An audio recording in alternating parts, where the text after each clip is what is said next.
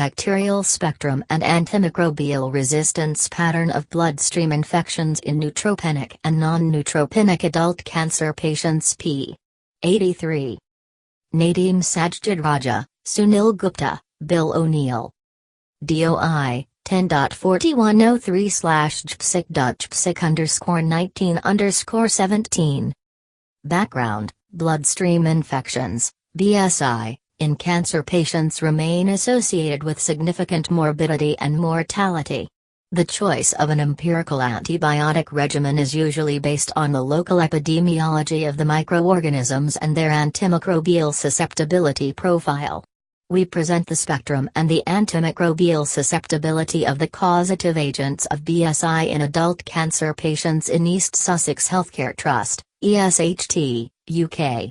Materials and methods. This retrospective study was conducted at ESHT from January 2006 to December 2015. Demographic and laboratory data were collected from the Pathology Information System. Results: a total of 640 episodes of BSI occurred in 297 patients, 159 male.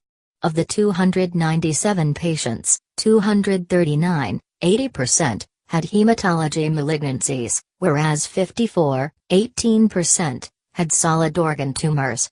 4 patients had both. Majority of BSI, 383, 60% episode, occurred in neutropenic patients. A total of 802 organisms, 477, 59%, and 325, 41%, organisms from neutropenic and non-neutropenic patients, respectively, were isolated. Of 802, 406, 51%, gram-positive and 386, 49%, gram-negative organisms were isolated. 7 Mycobacterium species and 3 Candida species were isolated.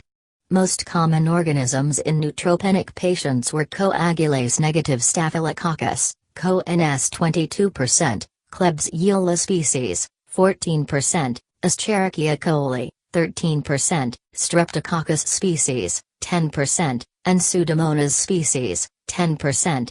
In non-neutropenic patients, CoNS, 29%, E. coli, 11%, Pseudomonas species, 8%, Streptococcus species, 7%, and Klebsiella species, 5%, were isolated. 12 glycopeptide-resistant enterococci, 26% of total 47 enterococcus species, were isolated. 4 methicillin-resistant Staphylococcus aureus, 14% of total 28 S. aureus, were isolated. Furthermore, 15 extended-spectrum beta-lactamase producing gram-negative bacilli were isolated.